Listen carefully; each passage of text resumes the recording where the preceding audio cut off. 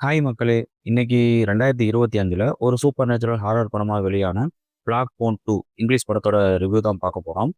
இந்த படத்தோட கதை என்னன்னா, போன பார்ட்ல 13 வயசு பையனா இருந்த பின்னேஷா சீரியல் கில்லர் கிராப்பர கொன்னு அவன்கிட்ட இருந்து தப்பிச்சு 4 வருஷம் ஆகுது. இப்ப அவனுக்கு 17 வயசு. அவன் இன்னும் அந்த சம்பவத்துல இருந்து வெளிய வராம பயத்திலேயே தான் இருக்கான்.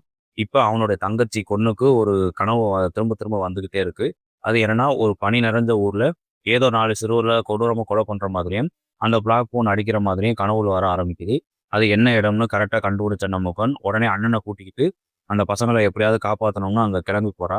அங்க போனதுக்கப்புறம் அவங்க யாருமே எதிர்பார்க்காத ஒரு பெரிய ட்விஸ்ட் அங்க நடக்குது. அதுக்கப்புறம் அவங்க 2 பேர் வாழ்க்கையில நடக்கிற முரட்டுத்தனமான சம்பவங்கள் தான் இந்த படத்தோட மீதி கதையே. இந்த மூவில நெறைய ஐடியாஸ்லாம் செம மாஸா பண்ணியிருந்தாங்க. குறிப்பா நம்ம கனவுல பார்க்குற மேட்டர் அதே டைம்ல நிஜத்துல நடக்கிற மாதிரி சூப்பரா காட்டி அசத்திட்டாங்க. எது கனவு, எது நிஜம்னு ஈஸியா புரிய வைக்க கலர் டோன்ஸ வச்சு டிஃபரன்ஸா காட்டினதும் நல்லாவே இருந்துச்சு. படம் அங்கங்க பயங்கர ஸ்பீடா பரபரப்பாவே போகுது. தொப்பிக்க ஒரு ஃபோன் பூத்துல போய் ஒளிர சீன்லாம் செம்ம பயங்கர பரபரப்பா வேற லெவல்ல அந்த சீன மேக் பண்ணியிருந்தாங்க.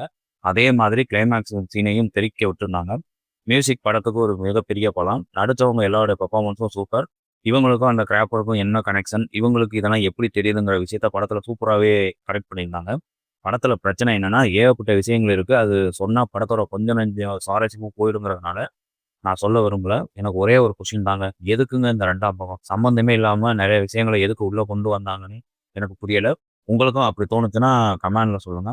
மொத்தமாக படம் எப்படி இருக்குன்னா, ஃபர்ஸ்ட் பார்ட் அளவுக்குலாம் எதிர்பார்க்காம இந்த மூவிய பார்த்தீங்கன்னா, ஓரளவுக்கு பிடிக்க சான்ஸ் இருக்கு. ஏன்னா போர் அடிச்சா மட்டும் ஒன் டைம் பார்த்து என்ஜாய் பண்ணலாம். செக்ஸுவல் கன்டென்ட்லாம் சுத்தமா கிடையாது. ஆனா ரத்தம் தெறிக்கக்கூடிய குரோதமான காட்சிகள் நெறைய இருக்கிறனால, தனியா பார்த்துட்டு ஃபேமிலி கூட பார்க்கலாமா வேண்டாமான்னு நீங்களே முடிவு பண்ணிக்கோங்க.